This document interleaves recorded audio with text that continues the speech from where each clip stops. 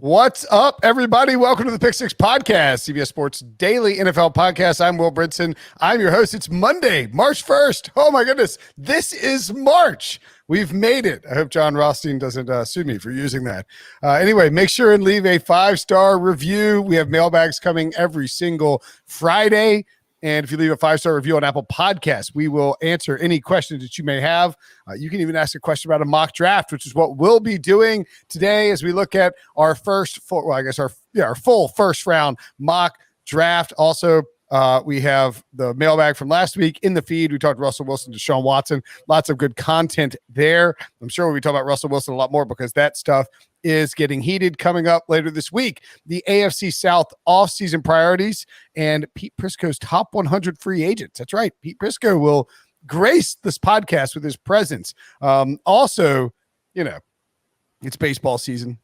And a new podcast is joining the family. For years, Fantasy Baseball Today has been delivering league-winning analysis and advice as part of the CBS Sports Podcast Network. Now the team is coming at you fast with a brand new feed. Don't worry, the old one stays the same.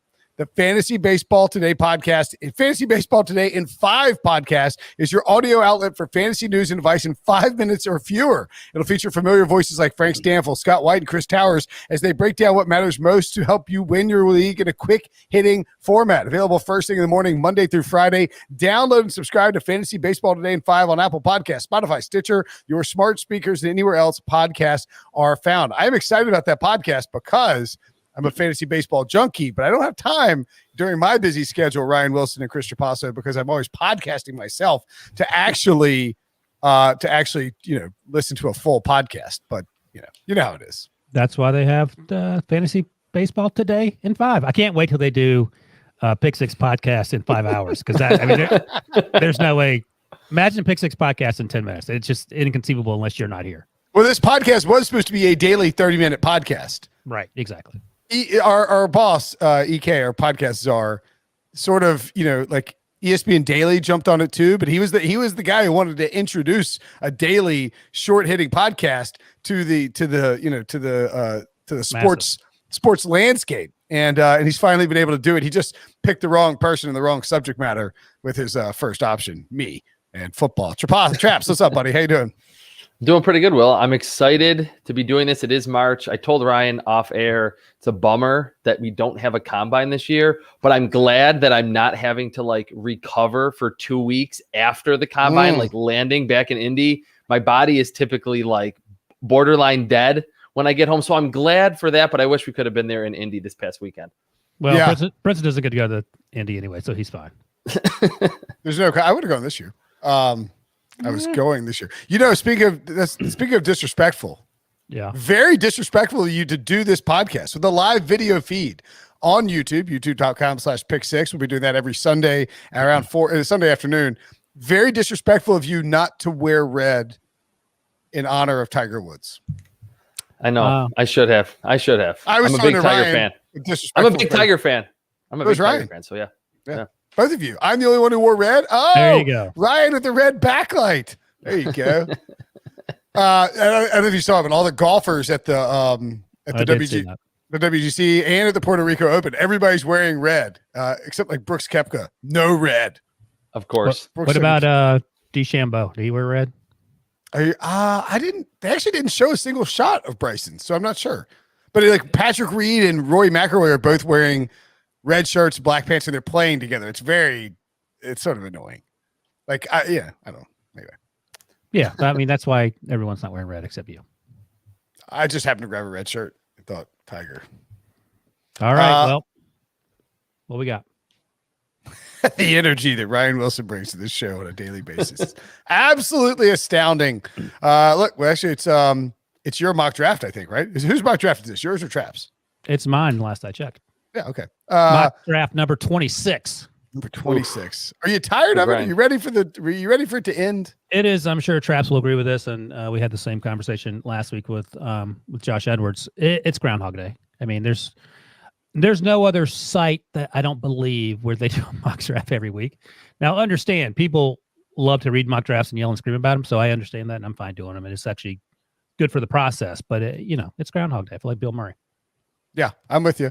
Well, let's dive into your mock draft. We're gonna have 3 full mock drafts in the lead up to the actual draft. This one pre-free agency, one post-free agency, and the week of the draft. I've really got to dive in on these prospects. I just haven't even I don't even feel like I'm there yet. But the easy one, of course, is number 1 overall. Now, look, Traps, you have in the past had controversial quarterback opinions. Yeah. Do you have anyone other than, you don't have like a Zach Wilson over Trevor Lawrence situation, do you? No, I'm not one of those people that's around the internet apparently, or members of a team that have Zach Wilson ahead of Trevor Lawrence. Trevor Lawrence is by far the best quarterback prospect, not only this year, but he's a better version of Andrew Luck. And I think if you really look at what Peyton Manning was bringing to the table in 1998, like Zach Wilson can do things Peyton Manning couldn't do coming out of college. So he's like the best quarterback prospect in a very, very long time. Agreed. And Ryan Wilson, of course, has him going first in this latest mock draft. So no surprise there.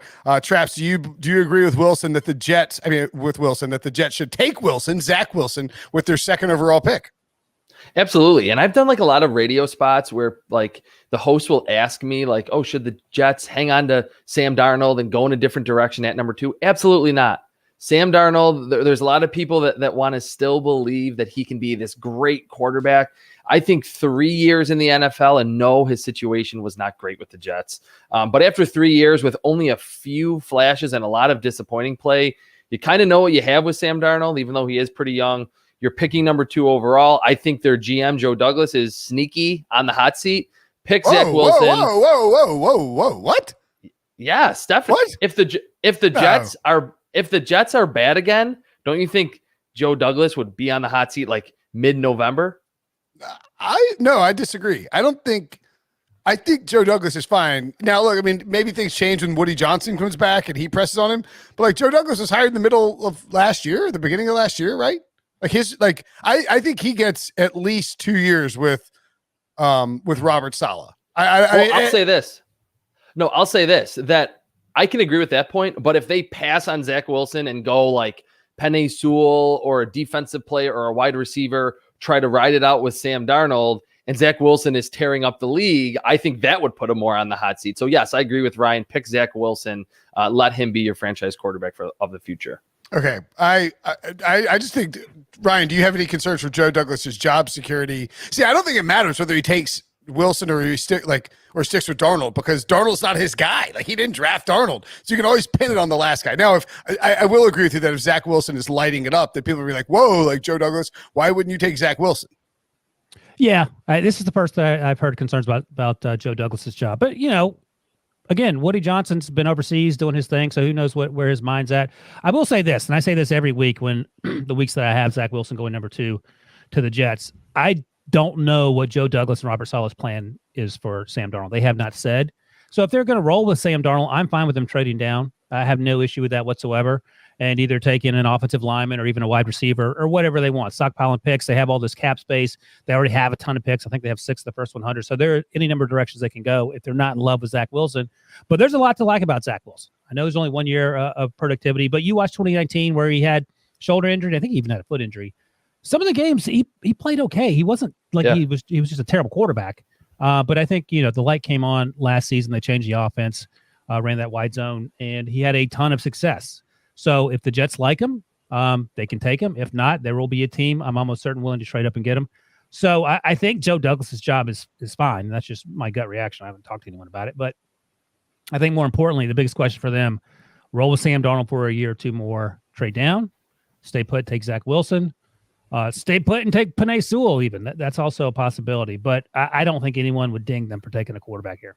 Yeah, I mean, I think the only thing with Penei Sewell is, do you want to spend a 2nd overall pick on a right tackle?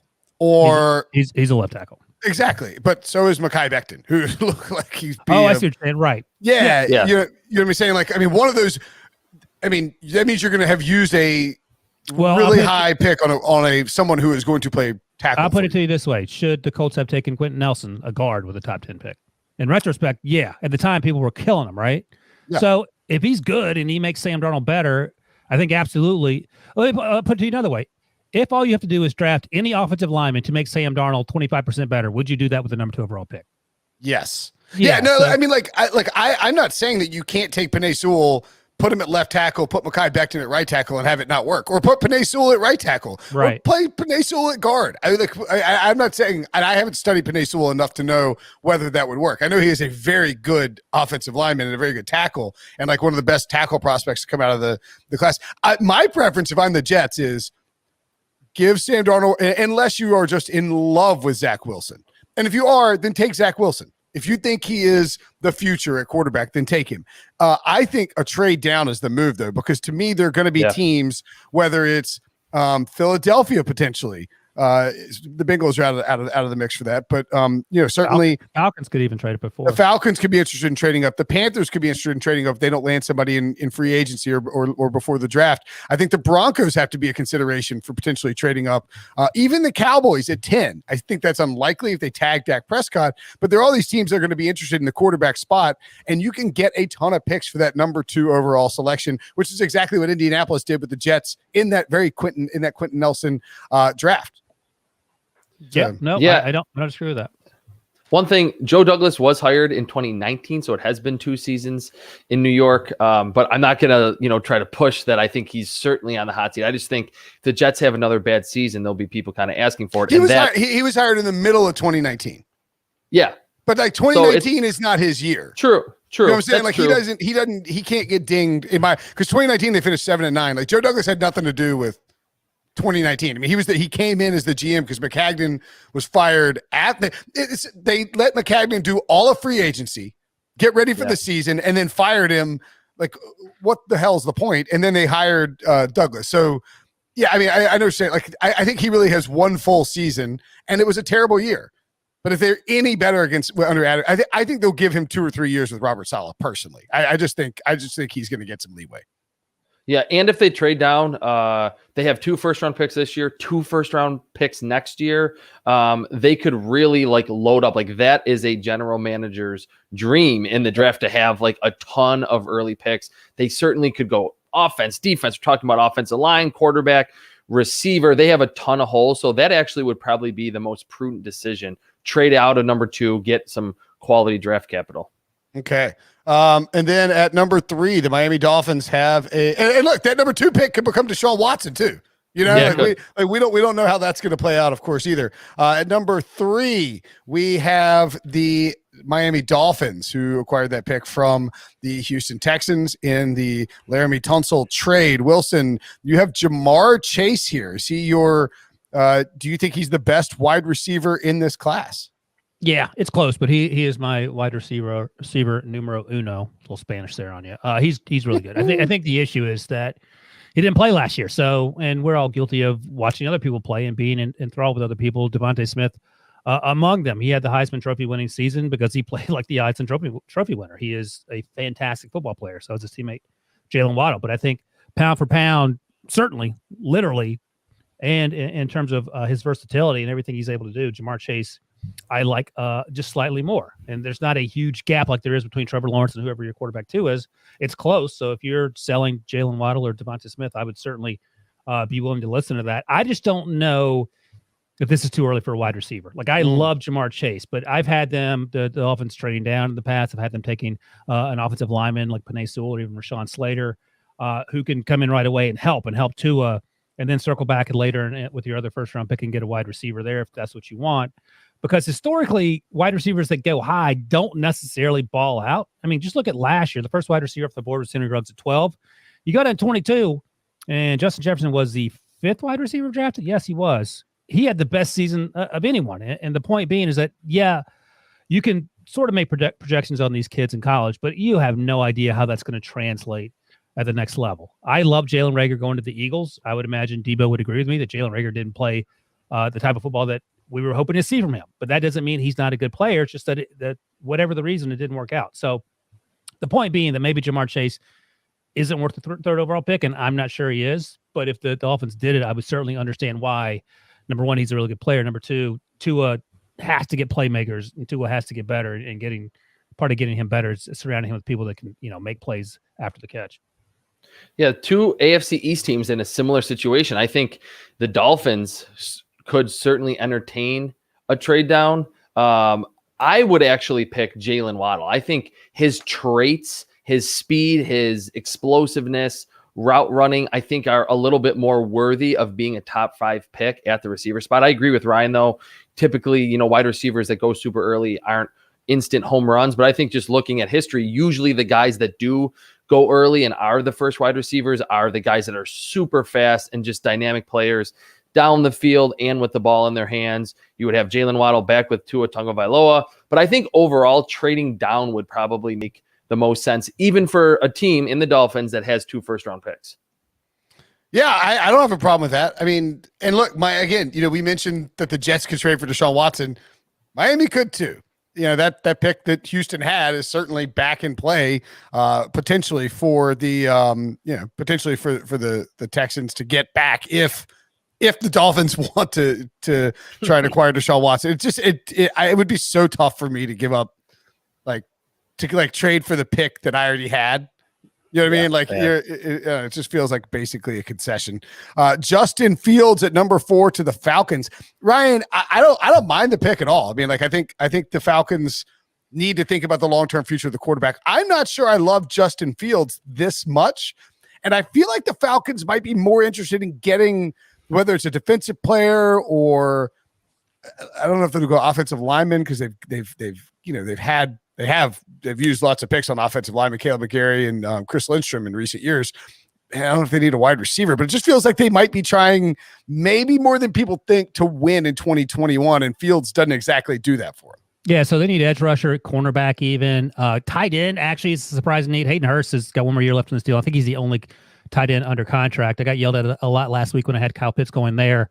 But you could argue that Kyle Pitts is the best pass catcher in this draft class. And quarterback. So there's not a situation where Matt Ryan isn't playing next year. His salary cap is such that I think he almost certainly has to play. I think he's playing 2 years for Atlanta. That's my take. And I don't think it's that crazy, but certainly 1 year minimum.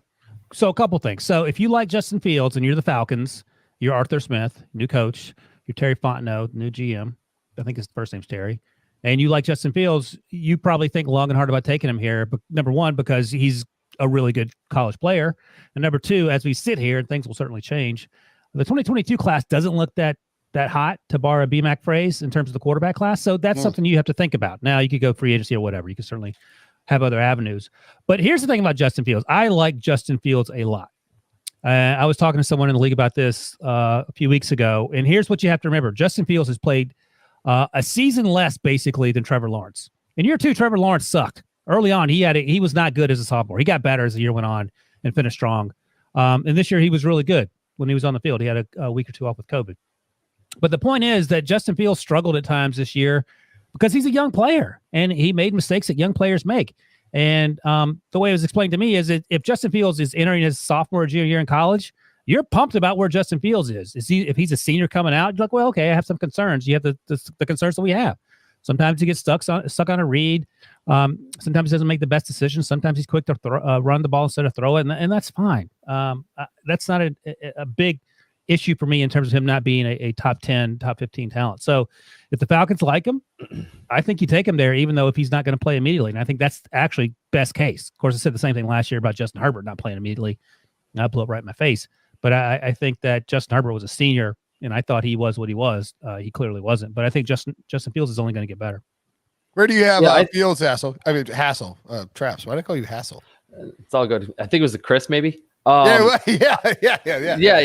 He's my number 3 quarterback, but he's graded really high for me. Like, I would be fine with the Falcons picking him here, kind of with the thought of like, yes, there's a crop of good quarterbacks that enter the league every year, just about. But if you're the Falcons, like, you're not used to picking this high, and I think it's still a pretty good organization. So I think to have this selection as with their new GM there, to plan for the future and say, look, maybe Justin Fields, like Ryan is saying, is not a totally finished product. Great. Sit him behind Matt Ryan.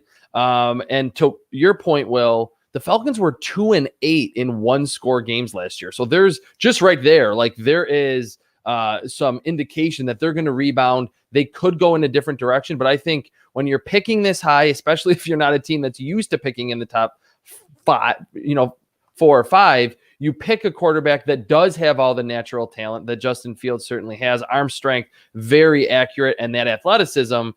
Let him be in a mentorship behind Matt Ryan that's not a crazy athlete, but knows where to go with the football, can read coverages, could teach Justin Fields for a season or two. That cap hit is $40 million this year. It's over $41 million in 2022. Then you can make your decision at the most valuable position, in 2022 when Matt Ryan's a little older. Yeah, I mean, I understand the construct of, you don't pick here very often, but yeah, treating it like that often is how you end up picking there more often. Like the Giants haven't picked this high since Eli Manning was a rookie. It's like, well, now they've been back here 3 or 4 times since then. So I mean, you know what I mean? Like I know what you're saying. The cap hit, yeah, that's what I mean. The dead cap money for Matt Ryan in 2022 is $26.5 million. I mean, it's not unsubstantial, and even a post June 1 release is 17.9.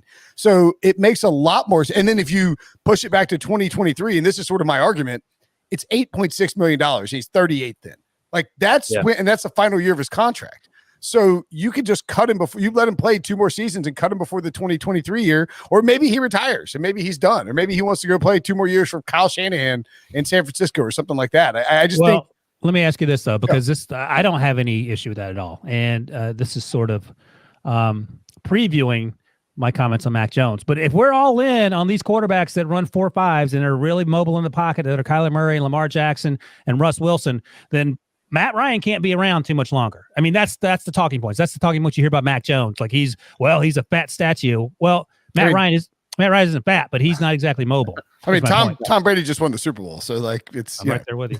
I just think my issue is that if you're the Falcons, you sort of need to decide now whether you want to keep Matt Ryan for the next 2 years or not. Because if you just want 1 year, then draft Justin Fields and that's fine. If you draft Justin Fields and you're planning on, cutting Matt Ryan, like letting Matt Ryan play for 2 years, that's a pretty substantial.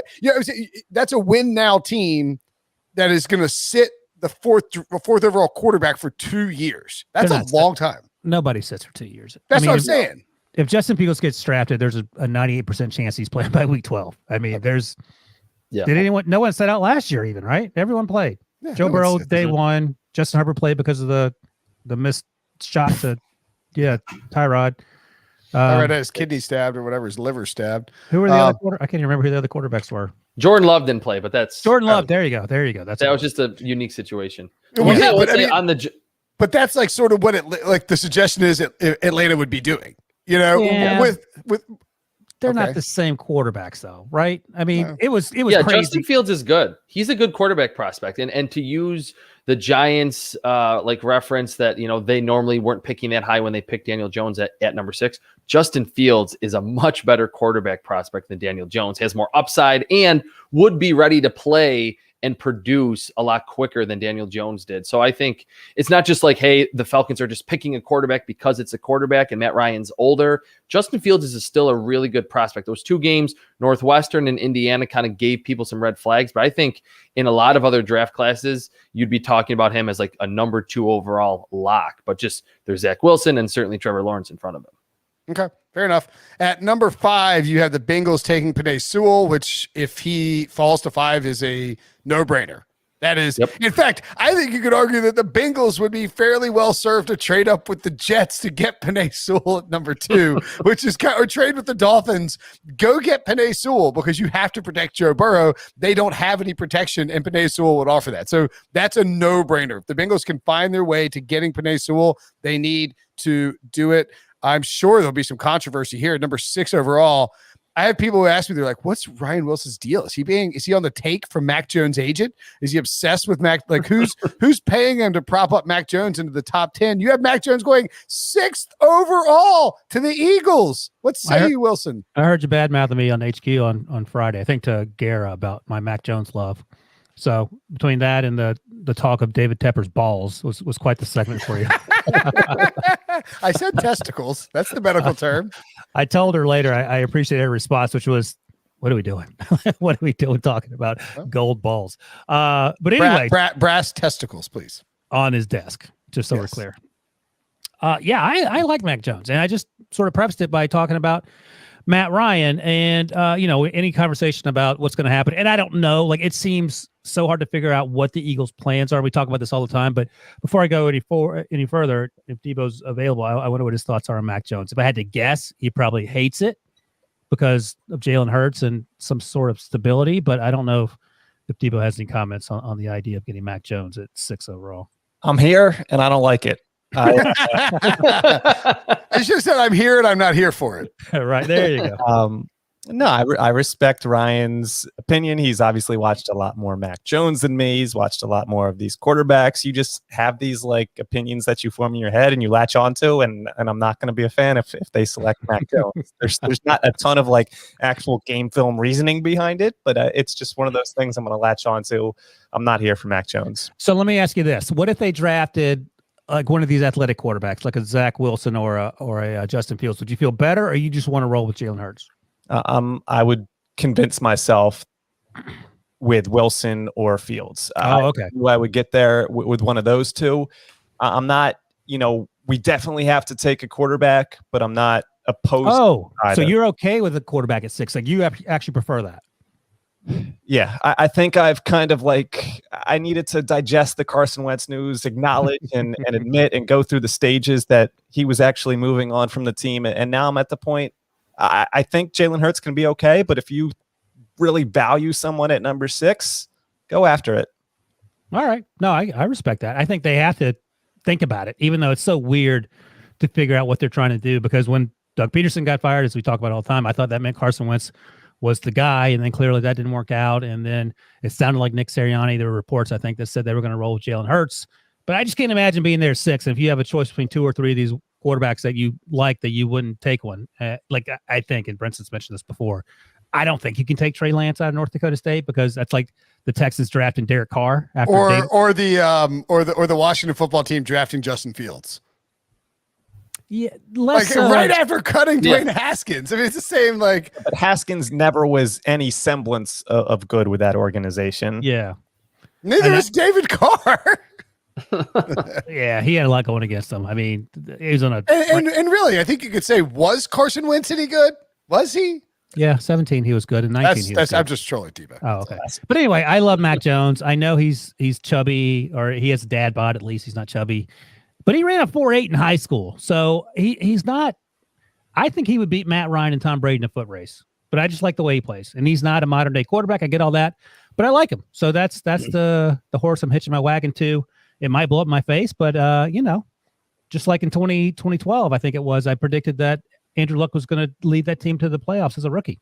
And look at me now. Hey, look, I've told you this before, and so I respect you doing it. You got to plant your flag. Like if you're, I mean, as a like Traps, I know, like we joked about the Mason Rudolph thing, but if your evaluation leads you to a position on a player, you should not change your evaluation based on groupthink. Like you should. Yeah. Like if you think that Mac Jones is the 3rd best quarterback in this class, then you should stick with it and plant your flag. And what's the worst thing that's going to happen? You're going to look like Prisco for saying Christian Ponder is better than Cam Newton, and you get retweeted a bunch. I mean, who cares? It's not like you're going to nothing bad is going to happen.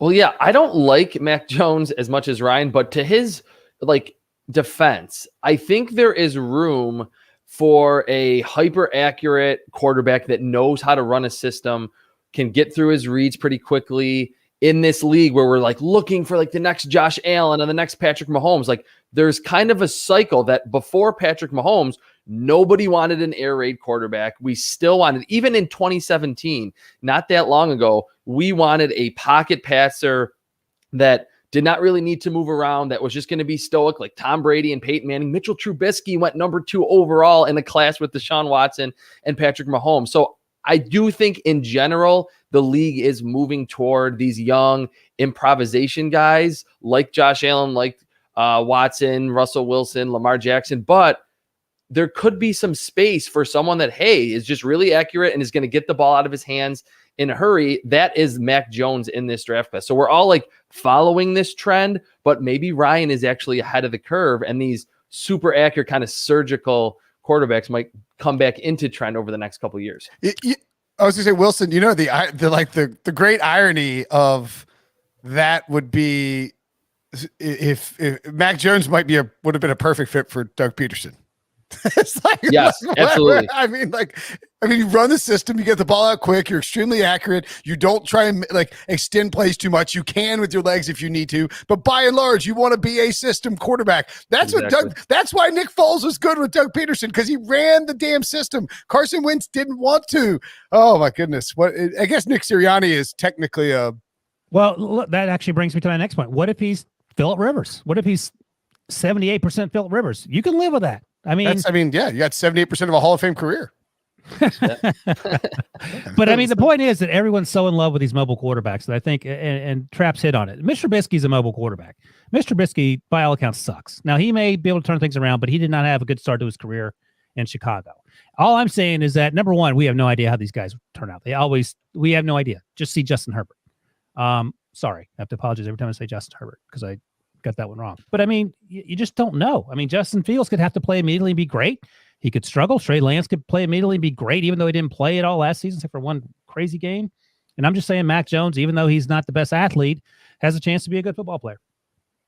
Yeah, I agree. Fair enough. All right, let's move on. We already talked about Jaylen Waddle, who you have going 7 to the Lions. I think certainly everything is in play for the Lions here, including a trade down and including a trade up for a quarterback. But more than likely, you have to think they just stay here and take the best player available. I mean, who the hell knows what they're going to do? I mean, honestly, Dan Campbell, we have no idea what that. Wow, yeah, and we don't have all. They need everything. Yes, both sides of the ball. I mean, what position are they set at? I don't think they have a single strength of the team.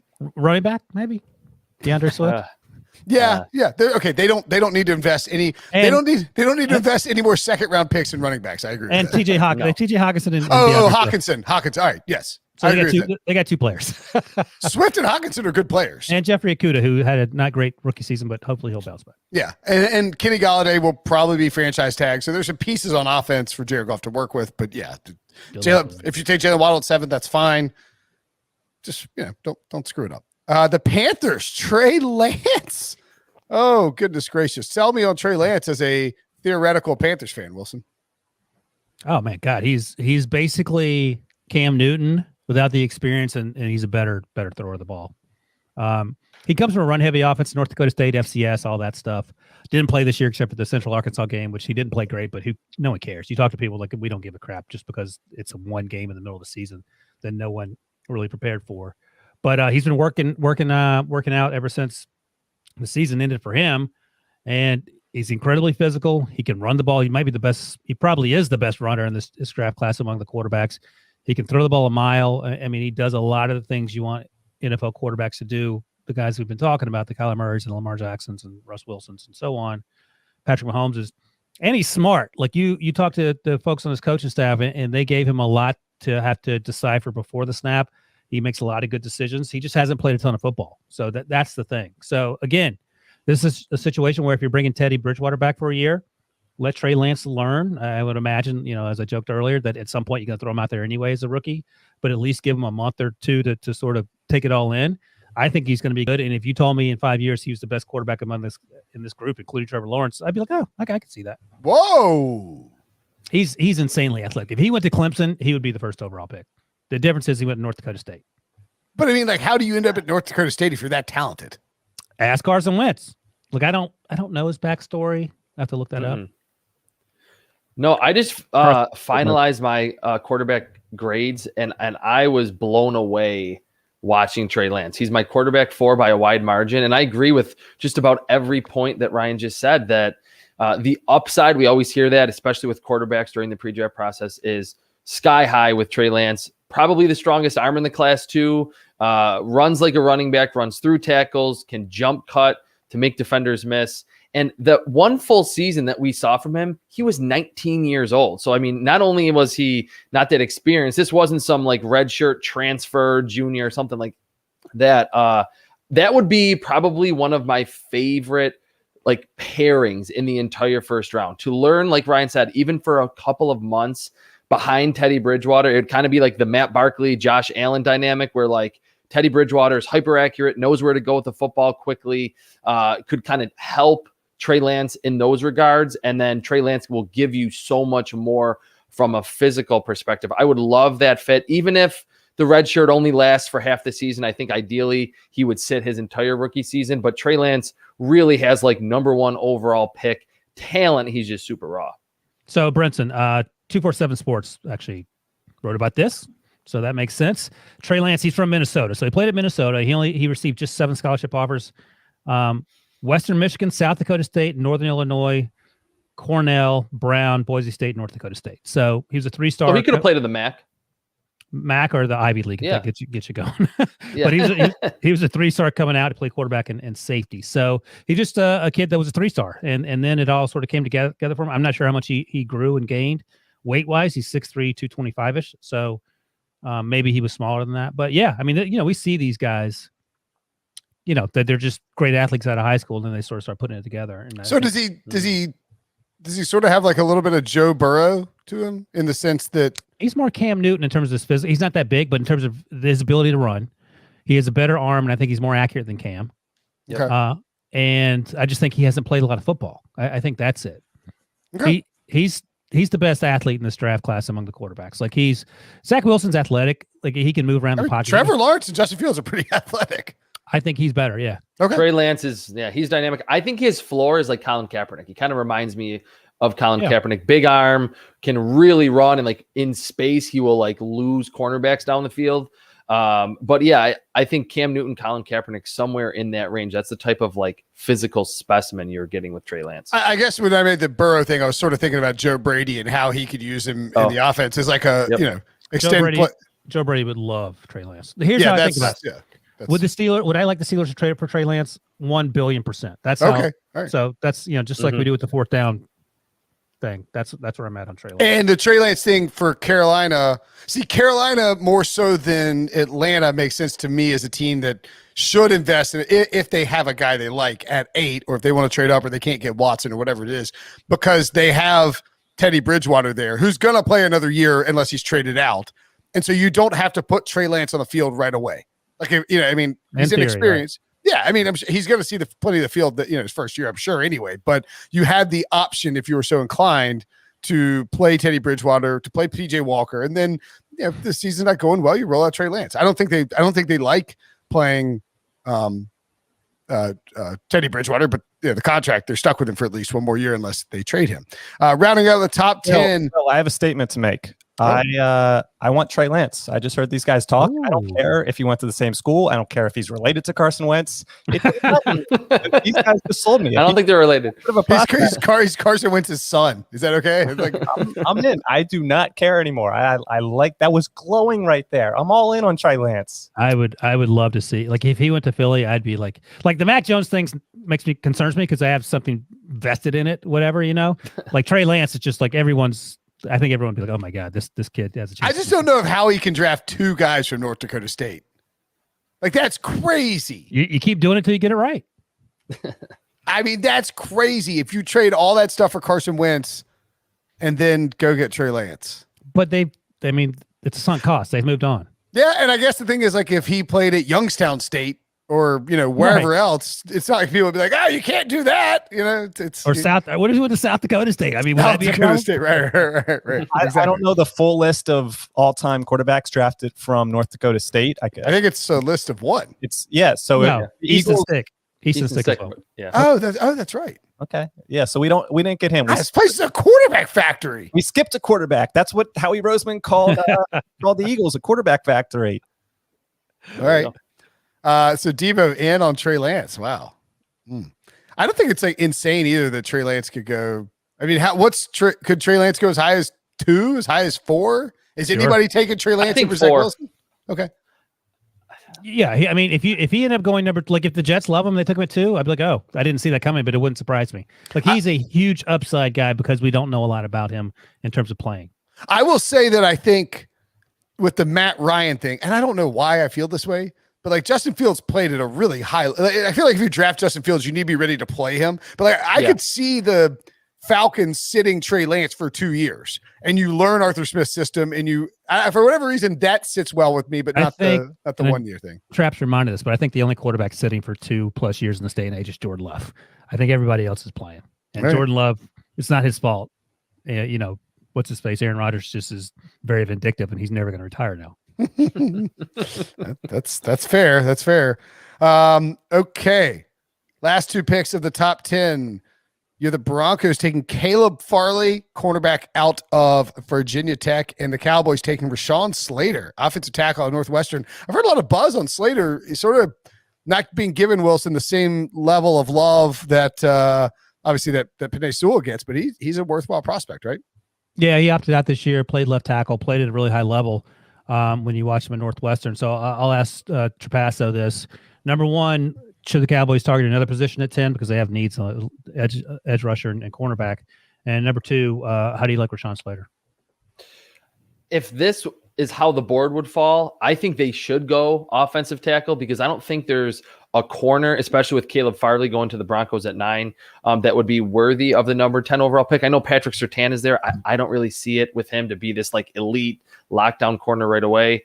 And the Cowboys offensive line is kind of getting old. Like Tyron Smith's going to be 31 in December. It seems like he should be like 41 at this point. Connor Williams is an unrestricted free agent after next season. I like Slater. I think Christian Darrisaw, who we're going to talk about later from Virginia Tech, is actually a little bit more pro-ready. He's a little bigger and stronger. But Rashawn Slater's claim to fame, Northwestern Ohio State game last year, or 2 years ago now, 2019, he did the best job of anyone in the country against Chase Young. And he's shorter arms. Like Chase Young was this like freak standing next to him. But Rashawn Slater, low center of gravity, good footwork, can really slide his feet against counter moves, can anchor, did a great job against Chase Young. So it was like after that game, it wasn't crazy to hear that Rashawn Slater opted out because that game on film looks like, top half of the first round blocker. All right.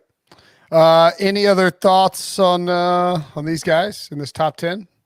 Nope. Good. All right, cool. We'll take a break. Oh, if you got one, go ahead, Traps. Oh, yeah, no, I was going to say Caleb Farley, number 9 overall to the Broncos. I kind of brought it up earlier. There's kind of a debate of like who the consensus top corner is, and I want to hear Ryan's thoughts on this. Caleb Farley, Patrick Surtain, they're both over 6 foot. They're both 200 pounds, long arms. I think Caleb Farley's more athletic, and he tracks the football better down the field. Surtain obviously has the bloodlines. He was at Alabama. He played as a freshman. I think he's a little stiff, and I think he's going to have kind of a similar rookie season to what we saw in September from Trevon Diggs, like some high flashes and then getting burned down the field against a lot of these quicker separators with dynamic athleticism. Yeah, that's actually pretty much how I feel about Caleb Farley and Patrick Surtain. And also Caleb Farley's he's a converted wide receiver. He hasn't been playing very long. Yep. But he's incredibly athletic. The upside there is huge. I've talked to folks in the league that absolutely love him, and they love him pretty high in the draft. And the thing about Surtain is he'll probably be a good pro, but he won't be a great pro. And yep. I think the things that the Trap says are exactly right. He's a little stiff. He's big. And I've talked to other folks in the league that aren't the thing is having these huge cornerbacks, but a lot of times when you're 6'1", you can't bend. And that's one of the things you have to sort of keep in mind. It's great to have guys that can sort of be physical at the catch point, but if you're getting toasted on in breaking routes or comebacks or whatever, it really doesn't serve the purpose. So yeah, that's where I'm at. Caleb Farley's 1. Surtain is number 2 for me, but then it gets pretty close in terms of the guys that come afterwards. Mm-hmm. All right, cool. Let's take a break. When we come back, we will break down the rest of Wilson's first round. All right, so Giants at 11, 49ers. Let's see, if the Giants go with Micah Parsons, Niners taking DeVonta Smith, the Chargers taking Kyle Pitts, the Vikings taking Kwity Paye? Just Paye. Kwity Paye. Kwity Paye, yeah. That sounds like a video game character. And the Pats taking Gregory Rousseau. Out of those Traps, which of those picks interest you the most? Personally, I would say Kyle Pitts, just because giving Justin Herbert another weapon I find fascinating, but I'm curious if you think you would go a different direction there. No, I think DeVonta Smith at number 12 would be fascinating. They have Brandon Ayuk, George Kittle, Deebo Samuel, whoever the quarterback is in San Francisco, I think would be in a fantastic situation. We know that Kyle Shanahan's offense, it's predicated around yards after the catch. And I think DeVonta Smith is not like your traditional yards after the catch guy. He just bendy and he runs faster than people think. But yes, Kyle Pitts going to the Chargers. I think, you could go offensive line to protect Justin Herbert, but to give Justin Herbert a immediate replacement who's better than Hunter Henry at that tight end spot, I think would be huge. And you could really see Justin Herbert even improve from an offensive rookie of the year type season. The one I do not like, Gregory Rousseau to the Patriots at number 15. He just does not do it for me whatsoever as a prospect. You strictly be betting on upside. 6'7", 260, plays high, not a lot of power. I didn't really see pass rushing moves. And I thought a lot of his production as a true redshirt freshman in 2019 was like coverage sacks, stunts, like him winning one-on-one. I didn't see that a lot. Certainly could have helped if he would have played instead of opting out in 2020. And the Patriots they're almost in rebuilding mode. The idea of getting like a premier edge rusher makes sense, but Gregory Rousseau, to me, I just don't think he's worth the number 15 overall pick. Okay. Wilson, defend yourself.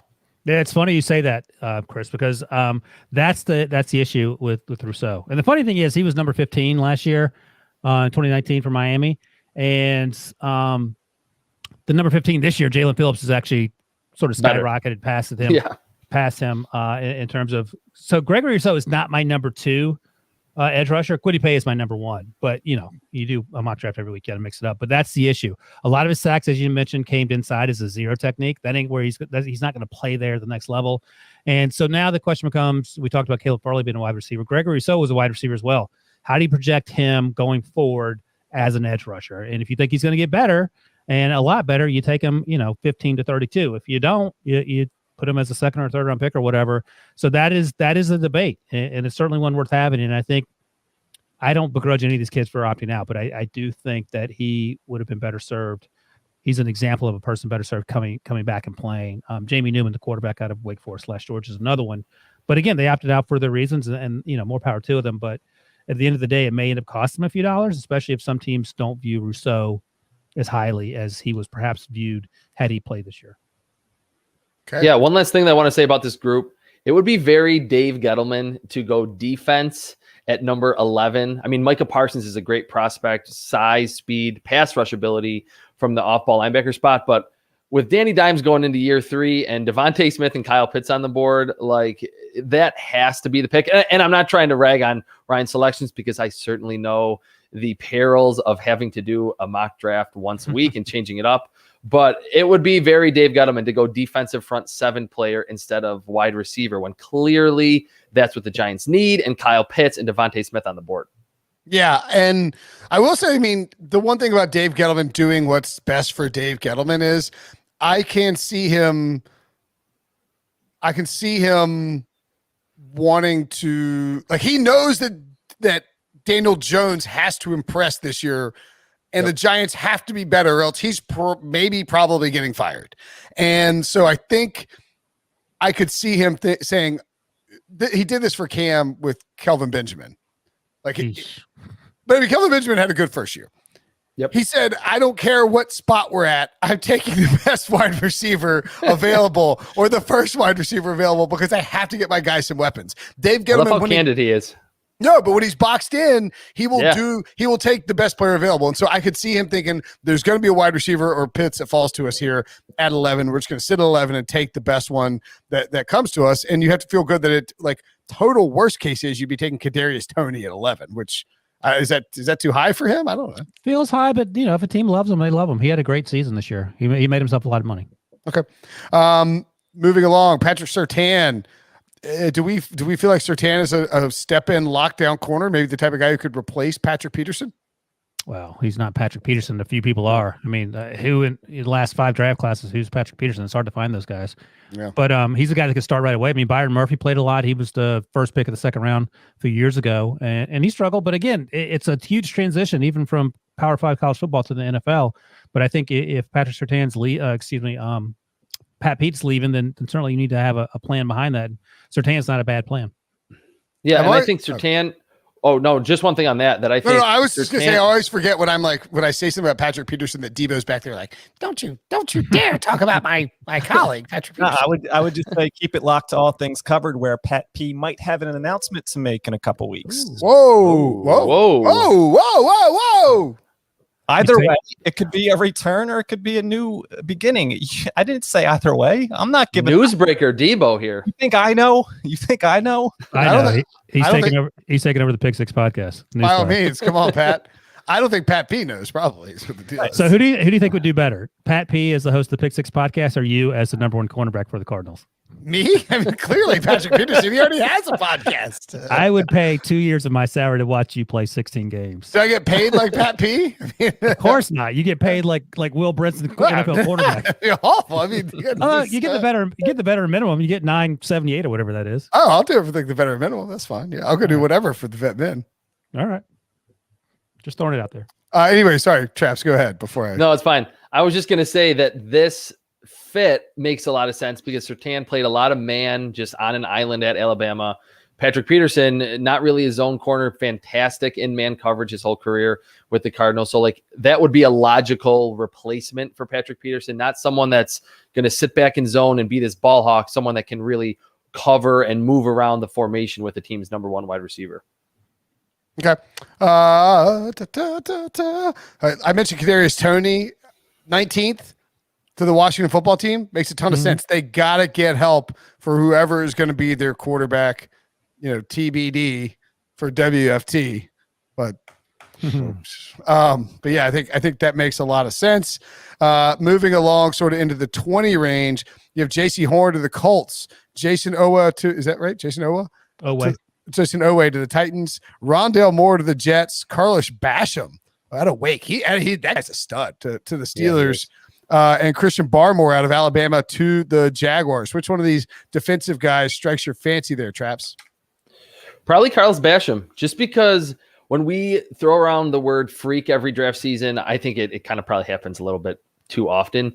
But Carlos Basham's like 6'5" and like 285 playing on the edge and like dipping and bending around offensive tackles. Super powerful. It's just that sometimes with him, he can look like a third or a fourth round pick, just looks kind of complacent on the field. When he has it like turned all the way up, I think he's like a top 15 overall talent in this draft class. And at that size, you can play him at multiple positions. He kind of feels like a Steelers guy, like Cam Hayward, Stephon Tuitt, like they can play end in a 3-4. You can kick him inside. You can play him on the edge. Steelers probably have to go offensive tackle early on, but if they do want to replace Bud Dupree, and they certainly need to do that, even though Alex Highsmith had a good rookie season. And I'm talking about Steelers stuff when we have Ryan on the podcast, but I think Carlos Basham is that Steelers kind of guy that can play anywhere and wreak havoc against the run and the pass. Yep. No, that was my thinking pretty much. I mean, they would love to have an offensive lineman. A lot of the good ones are gone by then. Yeah. So they could go any number of ways. They could wide receiver. They could certainly quarterback, trade up for if I've already made that case.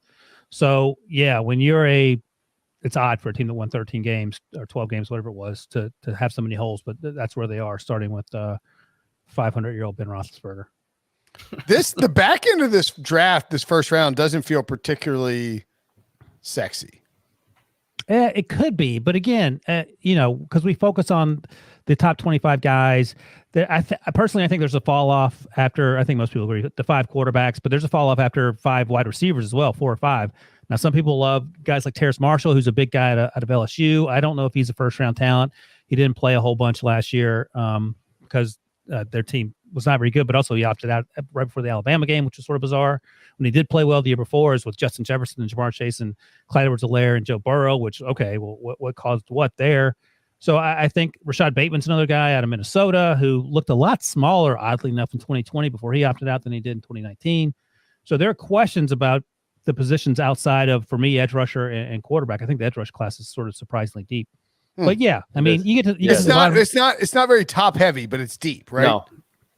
And I think there's 5 to 7 edge rushers that could and belong in the first, like could go in the first round and should be picked in the first round. I think just going through the rest of them, and you can, kind of talk about any of these. Jaylen Phillips, who Ryan already mentioned from Miami, former number 1 recruit in the entire country at UCLA, had some concussions, retired from football, transfers to Miami, and I thought his film was better than Gregory Rousseau's 2020 to 2019, just comparing those. And then Azeez Ojulari from Georgia, who Ryan has 31 overall to the Chiefs. I think if there was the combine, we'd be talking about this guy inside the top 20 because his explosiveness and his bend at like 6'3", 245 is special. So I think if the Chiefs could land him there, they certainly could use some edge rusher help. That would be like an awesome pick. They probably need offensive tackle at some point too, given their situation that we saw kind of rear its ugly head in the Super Bowl. But Azeez Ojulari from Georgia, I think is one of the prospects that's hurt the most by not being able to really show out at the combine. All right. Interesting. Debo says, who did you guys pick for my Dolphins at number 3 and 18? Anthony Manzano asks on YouTube. We are live doing this on YouTube. If you want to hang out on a Sunday afternoon and talk mock draft, we have at number 3 overall, Jamar Chase, wide receiver out of LSU. Look at Debo. And at 18, we have Alijah Vera-Tucker, offensive tackle out of USC. So they would have Tucker and so they drafted Austin Jackson. They drafted Robert Hunt. But Vera-Tucker, here's the thing about him. They had a need. Austin Jackson left. So they had a needed left tackle and said, hey, Vera-Tucker, go out there and play left tackle. He's a guard. He's a really good guard. He dominated at left tackle. So he's a guy that can play a lot of positions. And look, they drafted the 2 offensive linemen, but they need to get better along the offensive line. There's no doubt about it. So I mentioned it earlier. Dolphins fans have in the past not been crazy about taking an offensive lineman at number 3. So here I get a really good one at 18. And I know there are teams that like Vera-Tucker a lot, like him a lot as the number 2 offensive tackle in this draft class, not guard, tackle. So yeah, that's a great get at 18. Should he be there? But Dolphins fans, as you mentioned, the sexy part of it, that ain't particularly sexy. Okay. Yeah, I think for the Dolphins, it makes a lot more sense to go wide receiver at number 3, because like Ryan said, there's a pretty big drop off to me, even after the top 3, like Jamar Chase, Jaylen Waddle, DeVonta Smith, I think are alone in their own category. There's other good wide receivers. Ryan outlined them. Rashad Bateman, Rondale Moore is in this mock draft, Terrace Marshall. You can get still a quality offensive tackle like Alijah Vera-Tucker, who could maybe play guard at number 18 overall. Like to kind of reverse those, you could go Penei Sewell at 3, but then the receiver that you're getting for Tua isn't quite as dynamic, and we know how valuable the receiver position has gotten over the last couple of years. So I really like this first round for the Dolphins. Receiver first, then offensive tackle. Okay. I mean, just sort of looking at the various, I don't know if we can't only give grades to all these teams, but what's Wilson, what was your favorite pick when you did this mock draft? Because I always find that I have those with like, I'm like, so-and-so won this draft. I'm like, well, I'm drafting for him. What am I talking about? How does that even work? Like, who did you think, non Trevor Lawrence, Zach Wilson class, who did you think won the draft? I do like Trey Lance to the Panthers a lot, and we talked extensively about that. But another name I'll mention is Rondale Moore, and Traps talked about him a second ago. He's played 7 games the last 2 years. That's a problem. He's 5'9", but he's balling out on social media right now. He had a 42-inch vertical as someone who's 5'9". He did his 3-cone or his back and forth throw, whatever that thing was, and it was a blur. He looked like Jaylen Waddle, at full throttle. So the deal is he hasn't played a lot. He had hamstring issues 2 years ago. He opted out and opted in. Some weird things going on this year when he did play. But he is special. He, in my mind, all things being equal, is better than Kadarius Toney, and I love Kadarius Toney. He's a guy, I've had him in the past going to a team like the Bears. He's a guy that you can throw a quick screen to, and he does all the heavy lifting. He makes the 55-yard run into the end zone. It's just a matter of him staying healthy, and that's the big thing. I mean, you don't want to get a John Ross. You don't want to draft someone top 10, and then he never plays. But if he's healthy and on the field, he is an absolute game changer.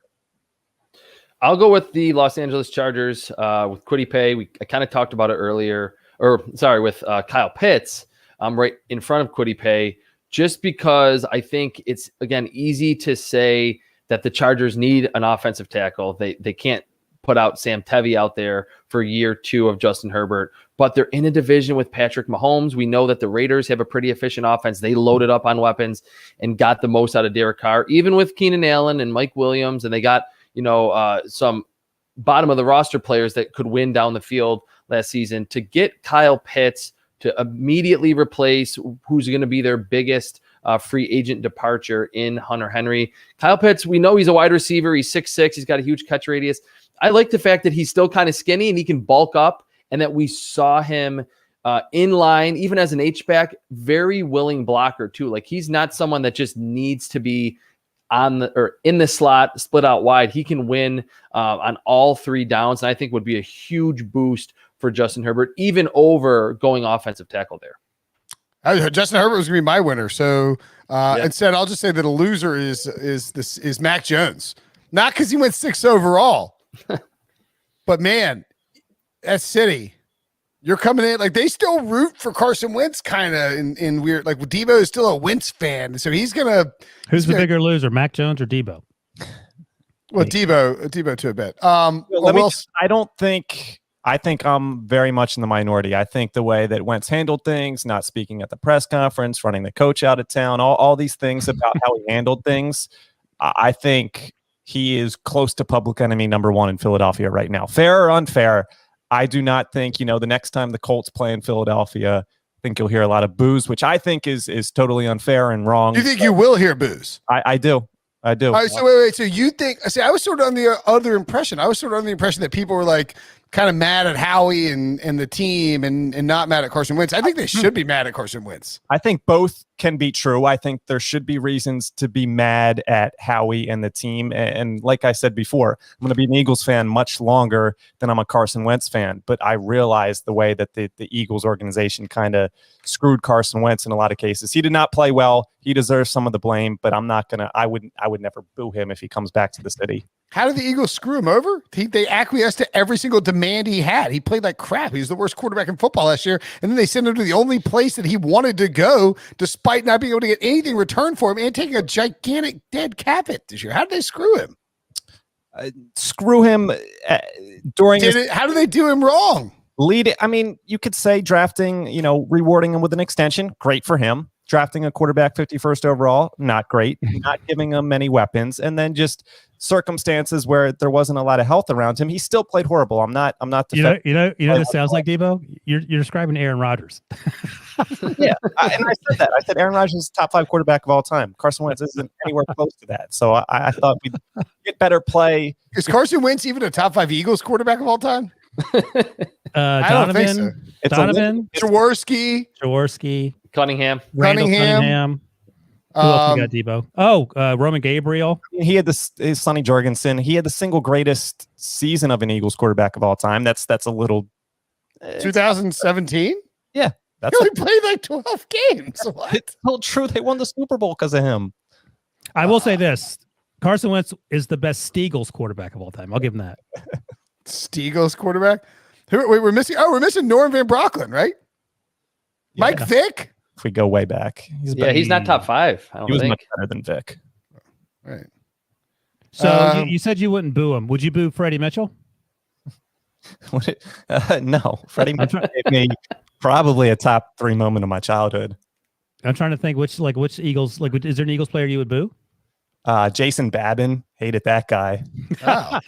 That's going deep. Jason Babin reference, yeah. Deep cut. You didn't think I'd say that one. I have a question for Debo. Will saying that number 6 overall Mac Jones would be a loser because I think Philly Sports Radio would just go berserk if he was the pick at number 6. When was the last time that the Eagles made a first round draft pick that Philly Sports Radio didn't set on fire the next day? This is a great question. I think Wentz, there a lot of, okay. Because the school he came from, there was debate, but it was just hey, if we believe in this quarterback from a small school, let's buy in. But the next year, Derek Barnett, they did not want Derek Barnett.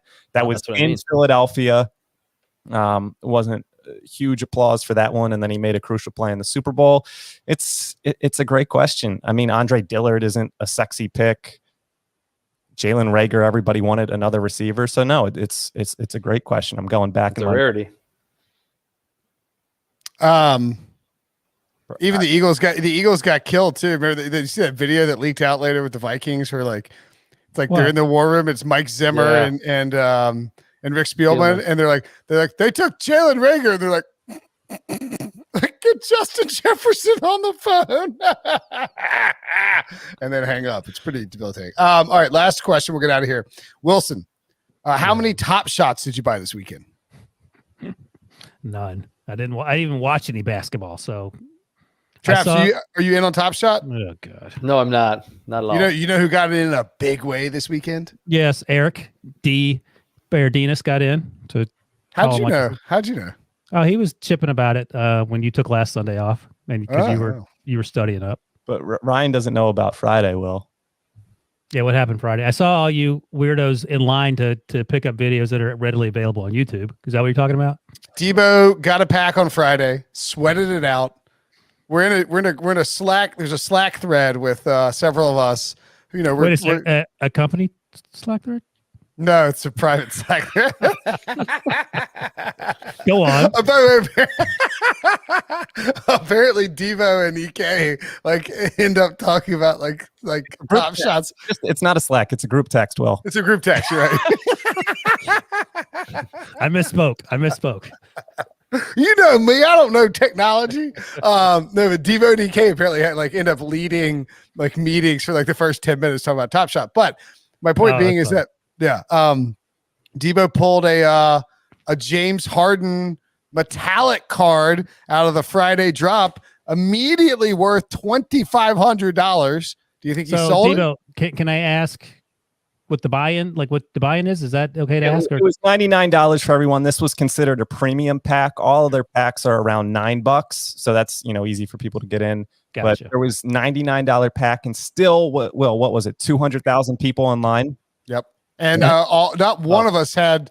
Except Debo had a number inside 20,000. There were only how many Hardens were released? I think it's like a couple hundred. 200 out of Wow, that's like lottery type winning right there. Yeah, my odds were well below 1% to pull that card. So I'm not selling. There were 10,000 cards released, 10,000 packs released. Debo was at like 11,300, but it got in pretty easily. And then which one is it? Is it the dunk? It's so why you look at it? It's the jump shot. It's the cheap. There are 499 of them made total. Mm-hmm. That's really low. It is considered a rare card, and the lowest purchase price you can get right now on one of them is $3,225. So could Debo turn around immediately and sell it, or do you have to wait? No, you can sell it immediately. And what number was yours, Debo? 200? 233 out of 499. Wilson. In fact, Debo has his listed on the marketplace right now. Yeah, I think Debo said everyone's you can see anyone's stuff, right? No. But you don't have to list it. You can just sit on it. Oh, I thought he said he wasn't selling it. Well, he has it listed for $8,549. So that's the price for Debo's Harden card if you're interested in purchasing it. Why you sell it for $80,000? Yeah, I told Brinson. He told me, one night he hopped on there after like a drink or two. So I'm just hoping someone has 6 or 7 drinks and is like, wow, this seems like a reasonable price. This looks like $800 and not $8,000. No, nobody listening to this podcast believes that I had 1 or 2 drinks and they got on top. So 1 or 2 in our. So Debo, you immediately get this Harden card and it's already worth $2,500 like seconds after you get it. And if you sell it, some other buyer like a Brinson out there would pay $2,500 for it immediately. Absolutely, yeah. Oh. There was stuff sold all day today, yesterday for above 3,000. So I'm gonna hold steady for a little while, see how this thing rolls. I feel lucky to have it, so we'll see where it takes me. I actually unloaded a bunch of my moments over the last 2 or 3 days, and pretty. Interesting. Interesting. Get nervous? No, just have some stuff that I sold. I mean, I've made 2 or 3 times value on every single one of them. So why not collect some cash? Maybe go into something bigger. I wish I'd done it a couple weeks ago, but that's okay. But Ryan isn't the biggest hater at CBS. We know that. Yeah, Amanda Guerra, the biggest hater. Oh yeah, I see her tweeting about it. Yeah, she'll get. Well, that's when you know. She listens to the podcast, so I don't mind saying this, but that's when you know it's jumped the shark. Is when you and Amanda turn the corner and dive into Top Shots. Sell, baby, sell. It's over. The movement is ended. I'll be honest. I wanted to know nothing about this, but I can't not know it between you two numbnuts. So that now I have to have. Well, you should try and get in these drops to get a pack and give it to your kids. No. I'm good. Okay. If they're going to get anything, one's going to get a lawnmower, and the other one's going to get a weed eater. A weed eater. I can't think of what the other thing was going to be. All right, that's it for the show. Traps, thanks for joining us, buddy. Wilson, as always, an excellent mock draft. And we will have much more content coming your way this week. So make sure to stay tuned, subscribe, rate, and review, leave 5-star reviews if you want a mailbag question answered. Talk to you guys.